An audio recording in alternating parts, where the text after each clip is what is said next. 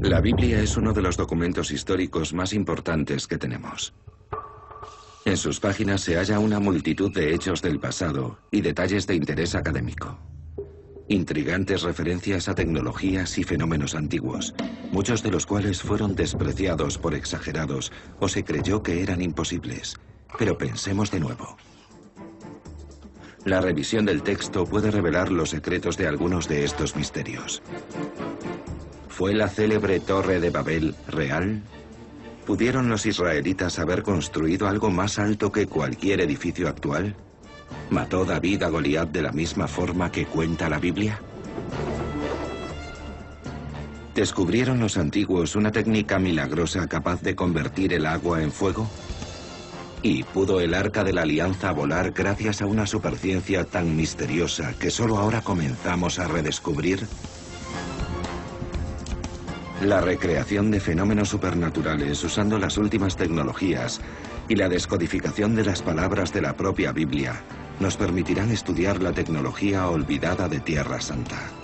Grandes Descubrimientos comienza su investigación de la ciencia perdida de la Biblia. Grandes Descubrimientos, la ciencia perdida de la Biblia.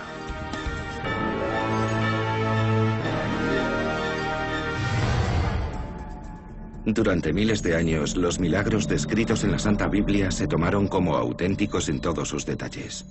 Pero en los tiempos modernos, la precisión literal del texto ha sido puesta en duda. Muchos creen que las historias son alegóricas. Sus significados están llenos de verdad, pero los pormenores están exagerados o adornados. Pero tal vez las palabras de las Escrituras sean más precisas de lo que algunos creen. Nuestros antepasados poseían un conocimiento asombrosamente avanzado de la ciencia y del mundo que los rodeaba. Grandes Descubrimientos se valdrá de este conocimiento, no para demostrar o desmentir el texto, sino para descubrir si los fantásticos detalles de la Biblia son posibles desde el punto de vista científico. Un viaje que comienza literalmente en las alturas de la arquitectura antigua. Se creía que había sido el edificio más alto de la historia, una torre tan alta que habría tocado el mismo cielo, pero el pueblo que la construyó desafió a Dios. Dios vio lo que pasaba, que el plan era maligno y que a la larga no beneficiaría a la sociedad. De modo que, según la Escritura, Dios intervino. La gente comenzó a hablar en lenguas distintas, empezó a discutir, y la desunión hizo que al final se dispersasen. Y entonces la torre se vino abajo. Se llamaba la Torre de Babel, y algunos piensan que existió en realidad. El edificio más alto del mundo en la actualidad, el Burj Dubai, mide más de 600 metros. ¿Y si la ciencia demostrase que la Torre de Babel podría haber sido más alta? La Torre de Babel fue como cualquier rascacielos que tenemos ahora en nuestras ciudades. Normalmente el final está cubierto de nubes. Decían que era tan alta que tocaba el cielo. Construyamos una ciudad con una torre tan alta que roce los cielos. Los historiadores y arqueólogos de nuestro tiempo creen que esta historia es una exageración. Pero ¿y si la ciencia pudiera demostrar que en realidad los antiguos poseían la tecnología para erigir esas enormes construcciones? La clave reside en poner a prueba los materiales y técnicas arquitectónicas del pasado para mostrar sus límites. Usando directamente la información contenida en las páginas de la Biblia, los investigadores usan la ciencia moderna para calcular la altura que alcanzaron los ingenieros de la época. La historia cuenta que para construir la torre usaron ladrillos. ¿Qué altura podía alcanzar un edificio antiguo de ladrillos? Si uno quisiera averiguar la altura de un edificio construido con material quebradizo, como el ladrillo, la mejor forma de hacerse una idea del asunto es calcular el peso de una pieza y después hallar el número de ladrillos que se pueden apilar antes de que el edificio comience a agrietarse demasiado y se caiga, o que los cimientos comiencen a desmoronarse. El primer paso de la investigación es reproducir un ladrillo antiguo. Lynn Hobbs es profesor de Ciencia de Materiales del Instituto de Tecnología de Massachusetts. Está haciendo un ladrillo de arcilla secado al sol, valiéndose de la misma técnica empleada hace 3000 años. Añade paja y arena para que la arcilla permanezca unida y refuerce el ladrillo resultante. El siguiente paso es secarlo. Y la mejor forma de hacerlo es dejarlo al sol para que se endurezca. Para calcular la altura máxima de un edificio hecho enteramente de estos ladrillos, necesitamos hallar la resistencia de uno solo de ellos. Para hacerlo, el profesor Hobbs utiliza una máquina Instrom, que presiona el ladrillo bajo una prensa de acero hasta que se rompe. La máxima carga que este ladrillo es capaz de soportar es 360 kilos en una superficie de 13 centímetros cuadrados. Este es el peso máximo que un solo ladrillo puede soportar en vertical sin romperse. Esto significa que un ladrillo colocado horizontalmente aguanta 360 kilos por 5, es decir, 1.800 kilos. Cada ladrillo pesa medio kilo, de modo que podemos colocar un máximo de 4.000. Estos 4.000 ladrillos, cada uno con una altura de algo más de 3 centímetros, equivalen a 152 metros. Una estructura así es tan alta como el obelisco a Washington de la capital de los Estados Unidos. Pero las pruebas arqueológicas indican que la Torre de Babel podría haber sido incluso más alta. La historia se remonta a la antigua Mesopotamia, en los actuales Siria e Irak, una zona en la que se conservan las ruinas de antiguas megaestructuras llamadas zigurats. Los zigurats eran los rascacielos de la antigua Mesopotamia. Sobre sus azoteas había templos que se creía eran residencias de dioses.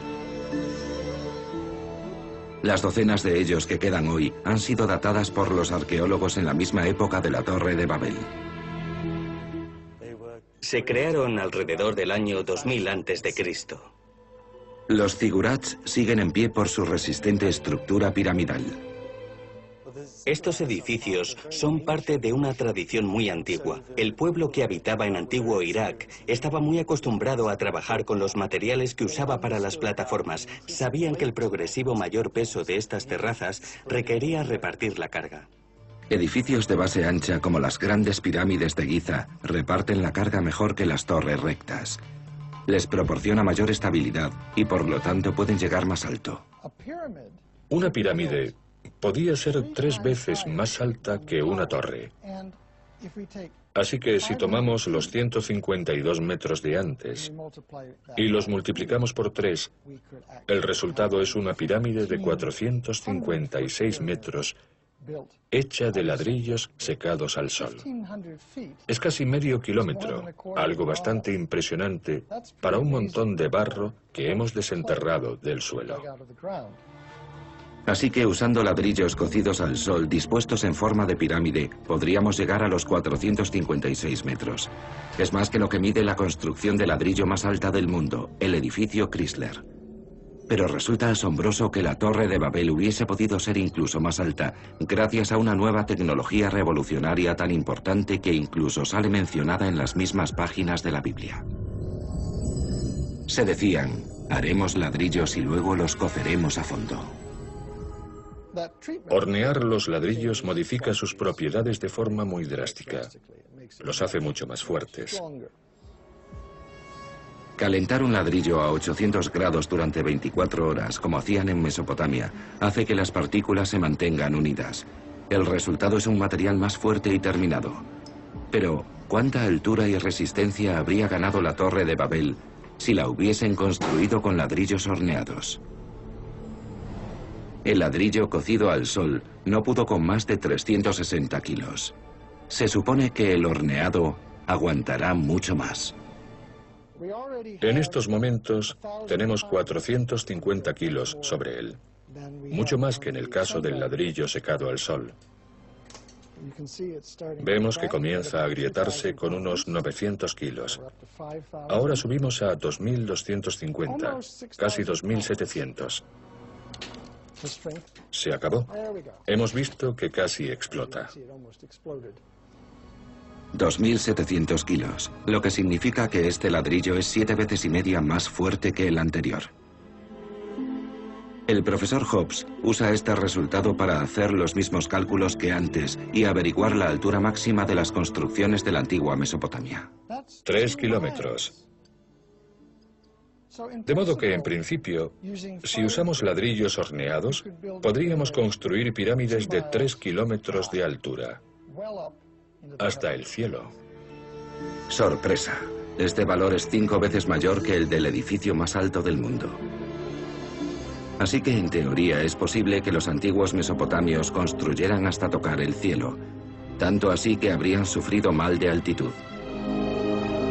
Pero en la práctica, ¿contaban con los medios para hacer algo así?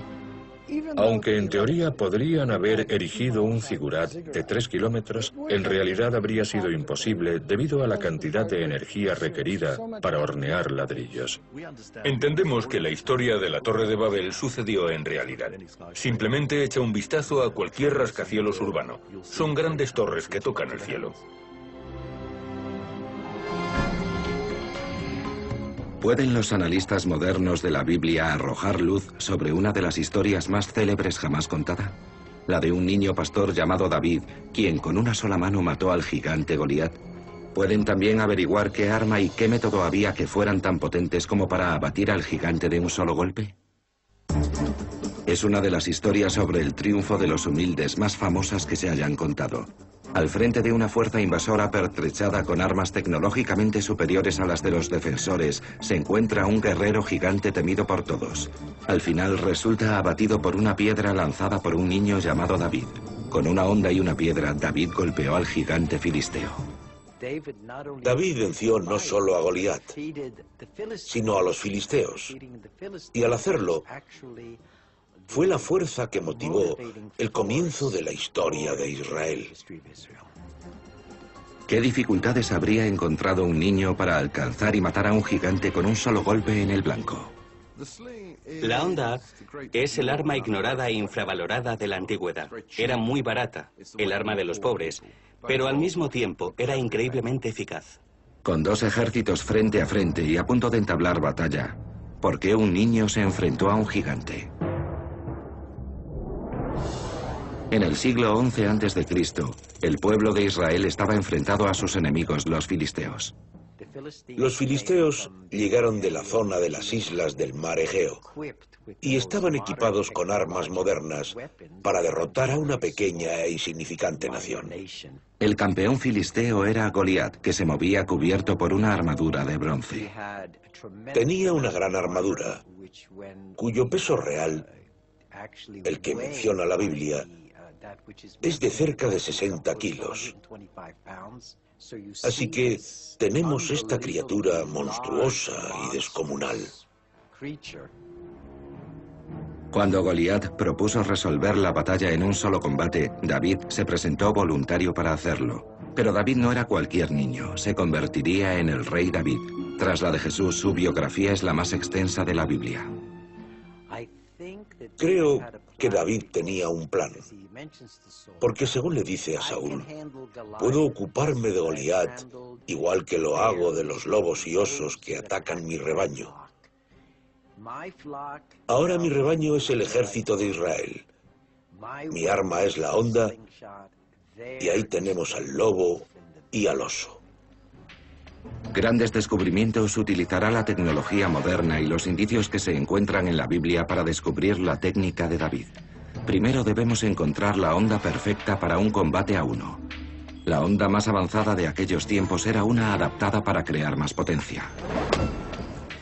Este artefacto que estoy sosteniendo se llama honda de mango, que consiste en una honda atada al extremo de una vara. La vara aumenta el alcance de la honda y por tanto incrementa la potencia de cada disparo. Esta arma era la favorita para lanzar proyectiles más pesados como las bombas primitivas usadas como morteros en los antiguos campos de batalla. ¿Pero fue esta la mejor honda que David podría haber usado contra Goliat? La idea de que David usase una honda de mango es bastante improbable, porque no es un arma especialmente precisa. Lo que yo prefiero pensar es que los honderos bien entrenados eran como los francotiradores de ahora. Eran muy habilidosos, estaban bien entrenados y podían lanzar un pequeño proyectil con una precisión asombrosa. De modo que David usó una honda de mano. El tipo de hondas usadas en Oriente Próximo a finales de la Edad de Bronce se parecen mucho a esta. Está hecha de cáñamo. Es la clase de proyectil que se usaba en Judea, la actual Israel. Estamos buscando una con una forma y un tamaño muy específicos, que tenga un aspecto ovalado suave. Esto mejora la aerodinámica del proyectil y maximiza su precisión. Necesitamos cierta cantidad de peso para que el proyectil se mantenga en la bolsa sin caer. Si la onda pesa poco, caerá de la bolsa mientras volteamos la onda. Si pesa demasiado, no alcanzará la velocidad adecuada cuando lo lancemos. La onda ideal debe estar entre estos dos valores. Eligió 5 cantos rodados del río y con su onda en la mano se acercó al filisteo. Ahora que tenemos una onda y una piedra como las que habría usado David, ya podemos poner a prueba la capacidad del arma. Louis Pons Livermore es el campeón de onda de las Islas Baleares, durante milenios la sede de los mejores honderos del mundo. En la antigüedad, las Islas Baleares tenían la reputación de ser la tierra de los mejores honderos. Han heredado de sus antepasados el dominio de este instrumento. Luis ha viajado a Tierra Santa para probar el poder destructivo de esta réplica metálica de una onda de lana. Está investigando la técnica exacta empleada por David para abatir a Goliat. La onda es como una prolongación del brazo, más que nada. Tiene como 3 partes. Una es el anillo que tenéis aquí, otra es la bolsa donde apoya la piedra y al final acaba aquí con un nudo y abierto. Simplemente cuando tienes ya el lado puesto en el dedo lo coges aquí como una pinza. No es toda la mano, es simplemente los 2 dedos anular y este de aquí.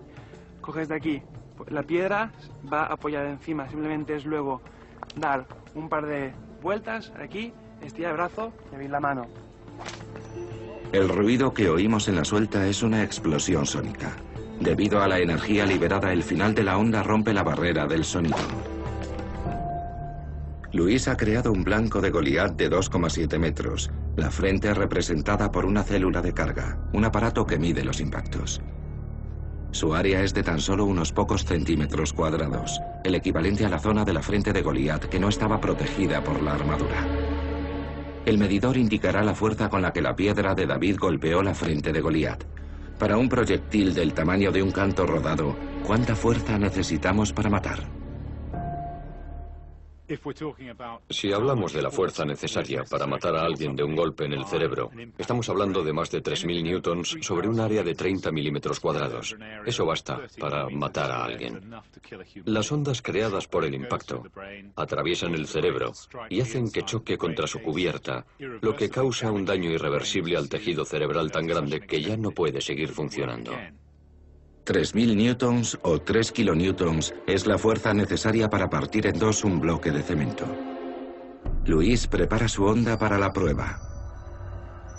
El blanco es pequeño, el equivalente a la zona de la frente de Goliat desprotegida por la armadura.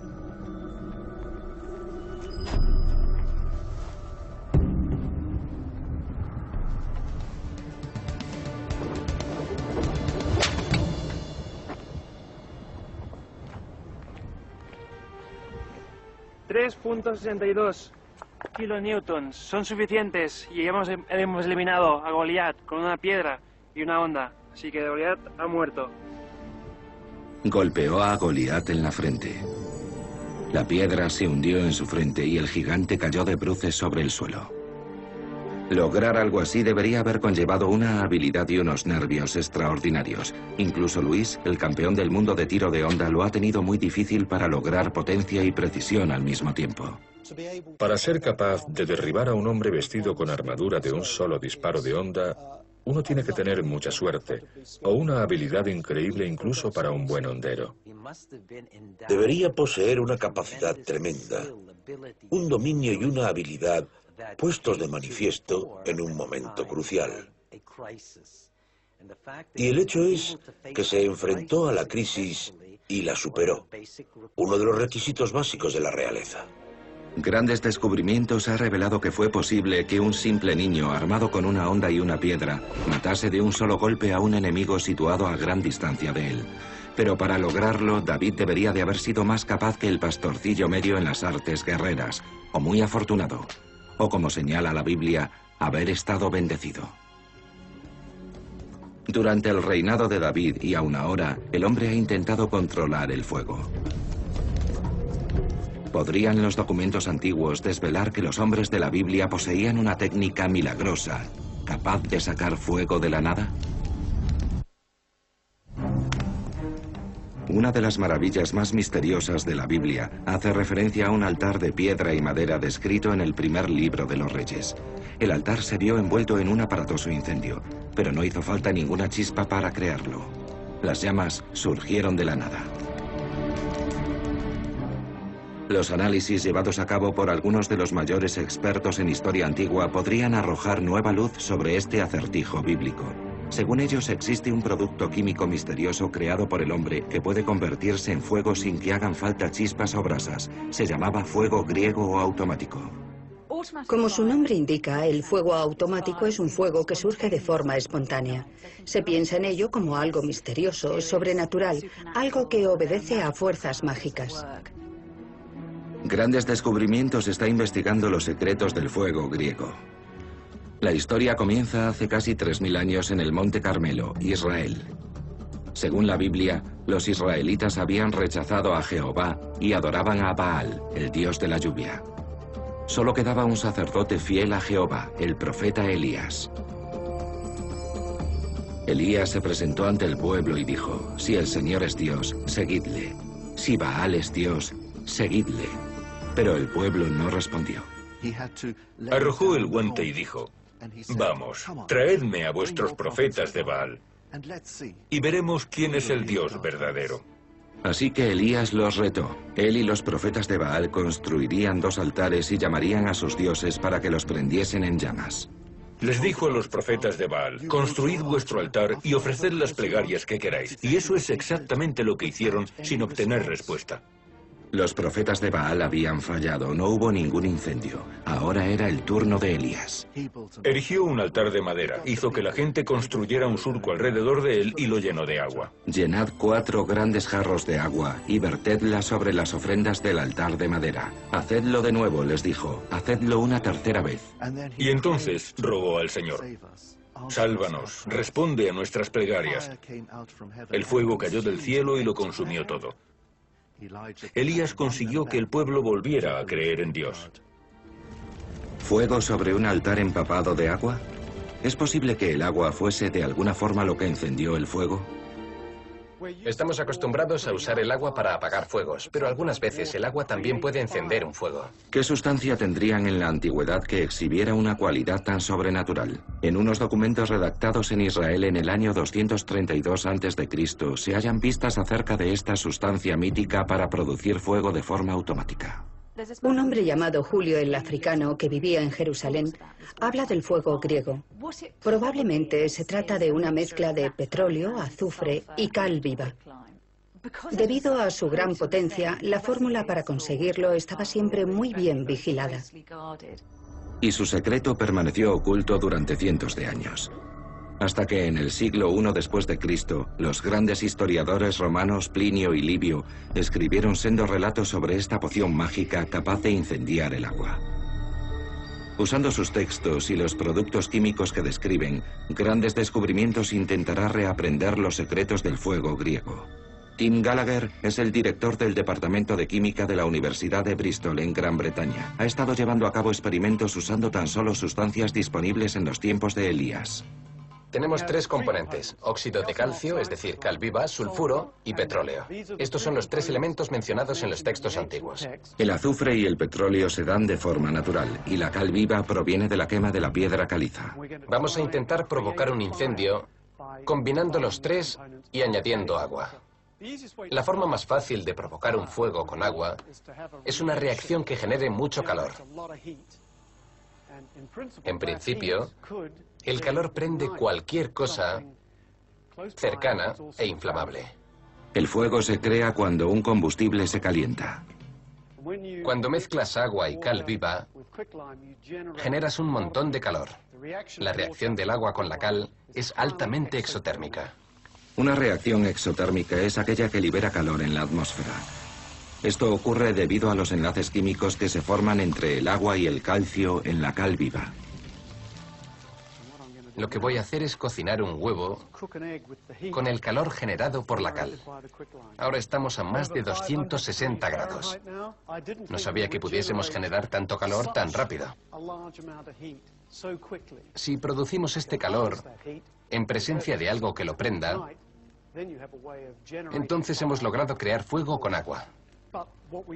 Pero lo que no tenemos aquí es algo inflamable. De modo que Tim va a repetir la prueba en presencia de dos sustancias inflamables, petróleo y azufre, con la esperanza de que el calor los haga convertirse en fuego. Pero este experimento se realizará a mucha mayor escala. Tim ha fabricado una réplica del altar de Elías. El altar consta de 12 grandes piedras que representan a las 12 tribus de Israel. Hemos puesto cal en nuestra trinchera y aquí tenemos unos pedazos de azufre. Lo último que tenemos que hacer es lo que hizo Elías al final. Elías vertió 12 barriles de agua sobre el altar. Creemos que parte del líquido era en realidad petróleo. El petróleo parece agua y se vierte igual. Y finalmente intentaremos iniciar el fuego mediante el calor generado por la mezcla de cal y agua. Para que el azufre se incendie, la cal y el agua tienen que elevar la temperatura del ambiente a más de 230 grados para que el azufre se vuelva incandescente. Una vez que esto ocurre, el petróleo y el altar deberían incendiarse. En la prueba de laboratorio de Tim, la reacción de la cal viva llegó a los 275 grados. Así que, en teoría, este experimento debería funcionar. Pero, de hecho, no se ha realizado en miles de años.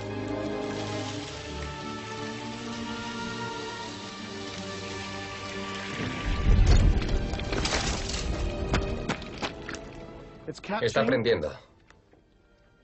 El petróleo se prende y esto expandirá el fuego. Como vemos, se está propagando. Todo viene de la zona del altar donde está la cal viva. Podemos ver cómo va creciendo el fuego. Pero esto no demuestra cómo Elías creó su fuego.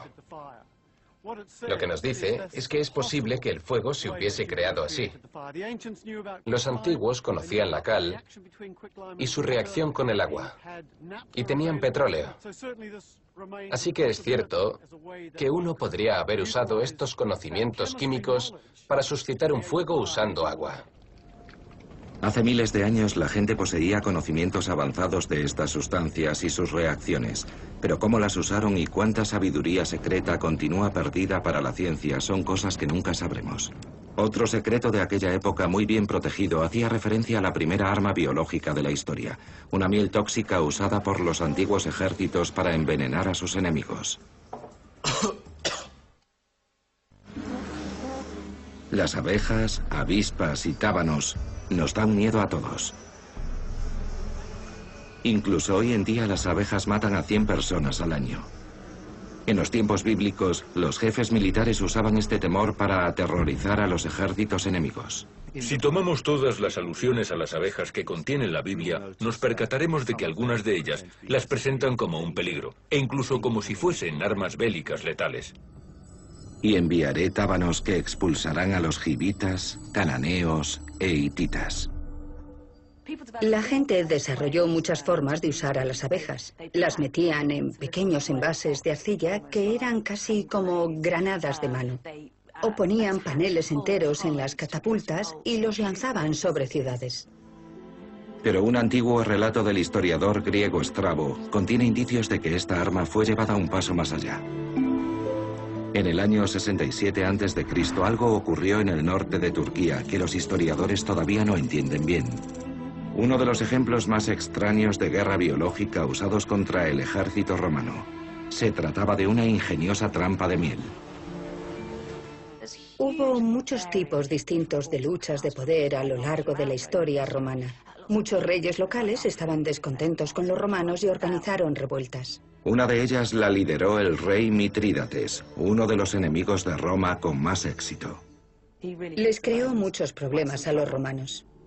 El general romano Pompeyo el Magno tenía a su cargo un gran ejército reunido para enfrentarse a Mitrídates. Tras un año de batallas, ambos contingentes llegaron a la orilla del Mar Negro en el norte de Turquía. Los romanos llevaban las de ganar y Mitrídates estaba retirándose, pero inteligentemente va dejando un rastro de vasijas de miel. Los romanos avanzan y cuando se topan con ellas, piensan que se trata de un exquisito tributo de un ejército en desbandadas. Se la comen, pero resulta ser un veneno potente. ¿Fue en realidad esta miel un arma biológica natural diseñada por el hombre? Los soldados enloquecieron un poco, como si estuvieran drogados o borrachos. Estaban muy agitados. Algunos vomitaron y sufrieron diarrea. Después volvieron a sentirse totalmente fuera de sí. Duró unos 3 días. Resulta sorprendente que la propia Biblia avisara de esta terrible arma biológica. ¿Has encontrado miel? Toma solo la que necesites para evitar llenarte y vomitar. Pero, ¿cómo puede ser tóxica la miel? La respuesta se halla en las plantas de rododendro que cubren las colinas del norte de Turquía. En la naturaleza existen muchos ejemplos de toxinas. Los rododendros son capaces de producir toxinas naturales. Estas sustancias se llaman grayanotoxinas y se encuentran en el néctar recolectado por las abejas. Esta grayanotoxina se incorpora a la miel debido al néctar que las abejas recogen en la planta del rododendro. Para saber cómo la intoxicación por grayanotoxina en la miel afecta al cuerpo, grandes descubrimientos usará un conejo de Indias humano, el oficial militar retirado David Shaw. Le administraremos 400 centilitros de una solución con grayanotoxinas bajo control médico. Estoy bastante nervioso. Esta prueba es un viaje a lo desconocido. Los efectos secundarios van del mareo y la sudoración a los vómitos y el coma. El doctor Adam Cunliffe supervisará a Dave aquí, en el Laboratorio de Rendimiento Humano de la Universidad de Westminster, en el centro de Londres. Le someterá a una prueba que pondrá sus sistemas cardiovascular y de coordinación al límite de su capacidad. Este test será realizado 2 veces, antes y después de la toma de la toxina. Dave correrá a una velocidad de 16 kilómetros por hora durante 10 minutos. La prueba medirá su ritmo cardíaco y el consumo de oxígeno en niveles bajos de actividad. El ritmo de pulsaciones era de 164 de media a lo largo de todo el periodo. También comprobamos el consumo de oxígeno, unos 3,8 litros por minuto. Lo que el músculo necesita para ejercitarse es precisamente oxígeno. De modo que cuanto más duro sea el entrenamiento, tanto más oxígeno consumiremos. Dave está en un estado de forma excelente, igual que los soldados romanos de entonces. Los resultados de las mediciones lo sitúan en valores por encima de la media, pero ¿qué efecto surtirá la toxina en su cuerpo? La grayanotoxina es altamente tóxica, así que Dave solo puede tomarla bajo control médico estricto. No lo hagan ustedes. Queremos saber si el veneno afecta a su rendimiento. En la cinta, Dave parece un poco inestable. Le resulta difícil mantenerse en el centro. Su ritmo cardíaco es 10 pulsaciones más rápido que en el experimento anterior. Y su respiración es bastante más alta que antes.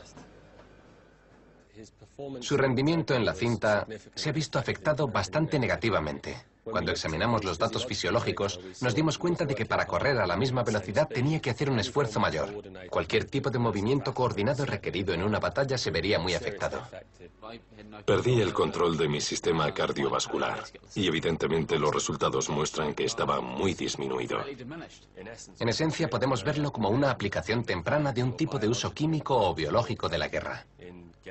Al conseguir que las fuerzas enemigas consumieran la sustancia tóxica, crearon una especie de caballo de Troya culinario. Los resultados indican que la miel tóxica funciona obstaculizando la coordinación y acelerando la fatiga. Los 3 escuadrones del ejército de Pompeyo que encontraron y se comieron la miel en ese día fatídico del año 67 a.C. se pusieron muy enfermos. Aquella noche, los romanos enfermos, que todavía estaban bajo los efectos de la toxina, fueron aniquilados por el ejército del rey Mitrídates. En los tiempos bíblicos, la guerra fue el acicate del desarrollo tecnológico, pero al construir sus armas, también descubrieron los israelitas una superciencia capaz de hacer levitar los objetos. Se dice que el Arca de la Alianza, que guarda los 10 mandamientos, podía volar. ¿Podrían los investigadores modernos demostrar la verdad de esta afirmación? Bueno, ahora el arca está levitando de verdad, planeando libre por el aire. El objeto religioso más poderoso de la antigüedad era el Arca de la Alianza. Lo llamamos el misterio tremendo. Es decir, el gran enigma del poder divino concentrado en un pequeño elemento arquitectónico. Se decía que levitaba, que era capaz de levantar todo su peso en el aire. Ahí estaba moviéndose sola, llevando a los que la transportaban.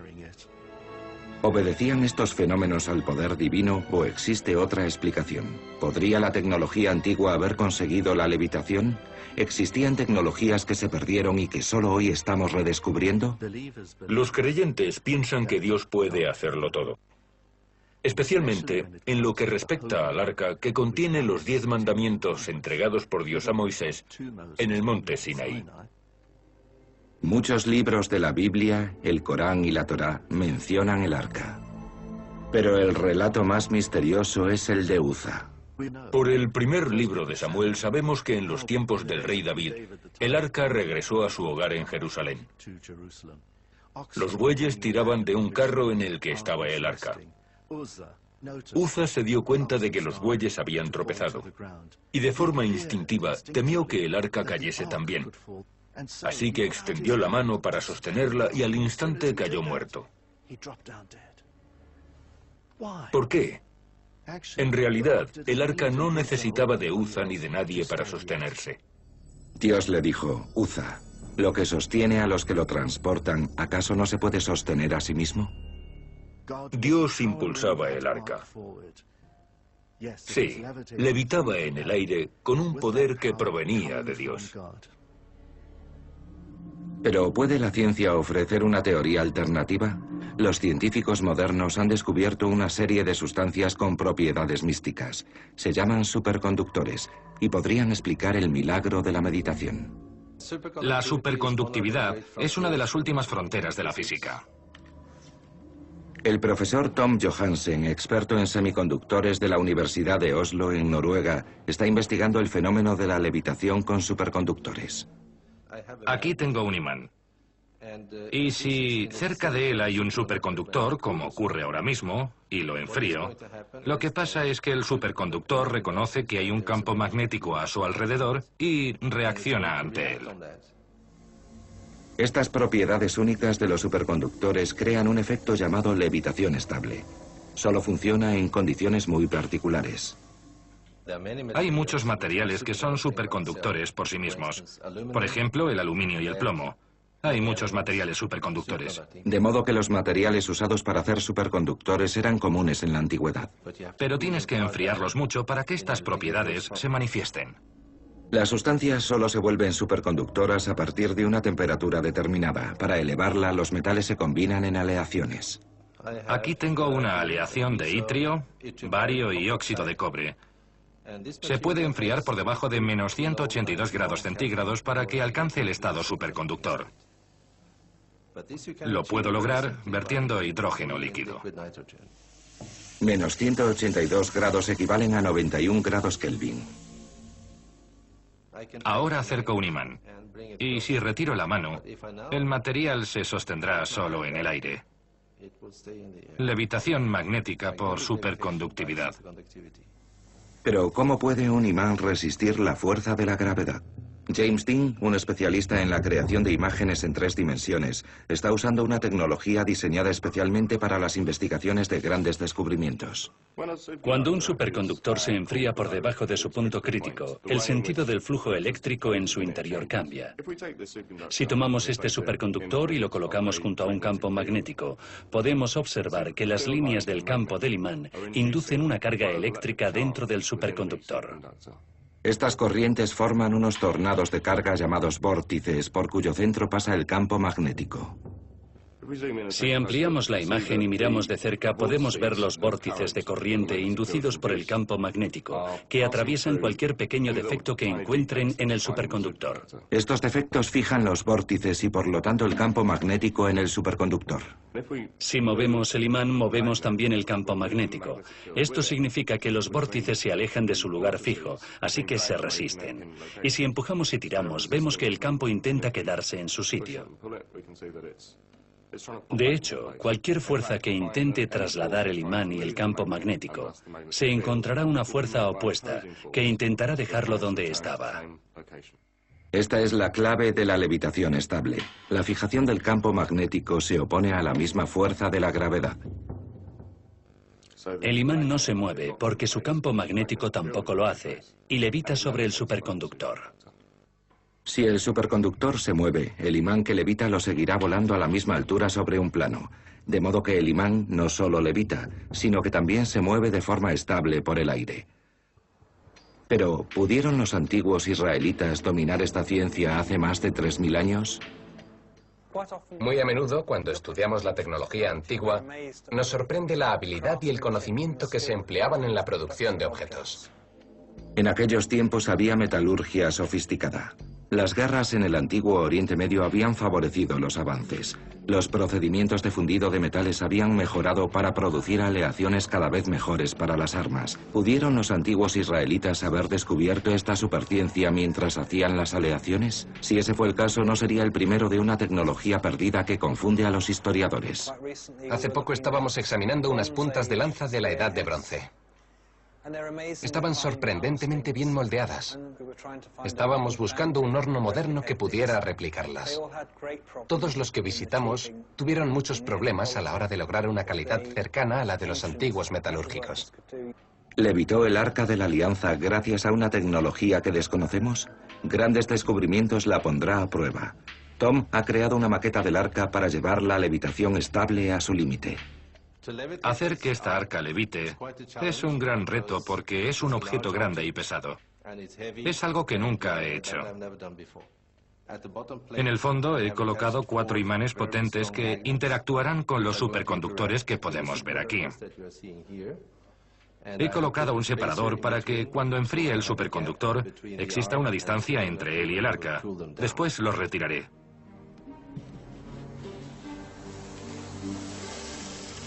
Tom vierte nitrógeno líquido para enfriar al superconductor a menos 195 grados centígrados.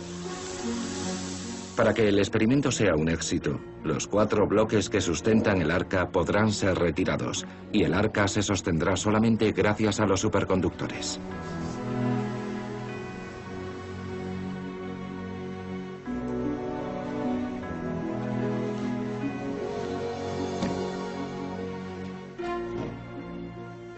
Sí.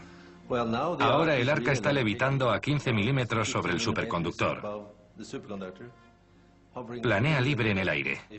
Si la toco e intento empujarla hacia un lado, oscilará entre 2 y 3 milímetros.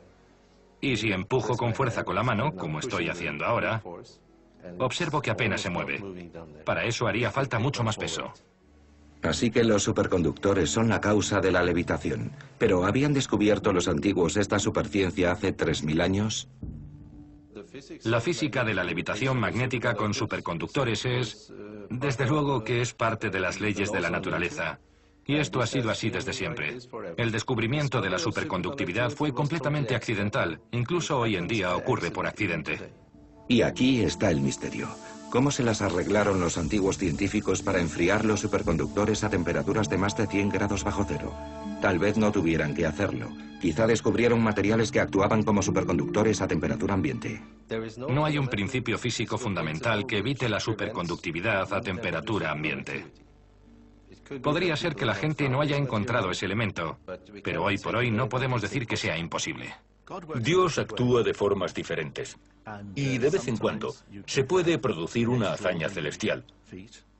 Y otras veces tienes algo que sucede según las leyes de la naturaleza. Ambas cosas provienen de Dios. El hecho de que el arca se moviese por sí misma es una prueba de la grandeza de Dios. No es magia, sino física fascinante. A menudo la ciencia moderna nos ayuda a sustanciar hechos y detalles que se encuentran en la Biblia. Algunas leyes de la ciencia moderna son incompatibles con las explicaciones bíblicas, pero de hecho, a menudo, la ciencia moderna puede ayudar a fortalecer nuestra fe y a demostrar lo que está en la Biblia. Los misterios de la Biblia han intrigado a los científicos e historiadores durante milenios, pero el libro también nos proporciona pistas. pistas sobre las civilizaciones, culturas y tecnologías de los tiempos bíblicos. Los académicos actuales han usado estos indicios para hacer avanzar nuestros conocimientos históricos, para demostrar que los antiguos dominaban la química, la metalurgia e incluso el armamento biológico, y poseían la tecnología para construir hasta tocar el cielo. Hoy el mundo moderno se vale de la tecnología para revivir la antigüedad y desentrañar la ciencia perdida de la Biblia.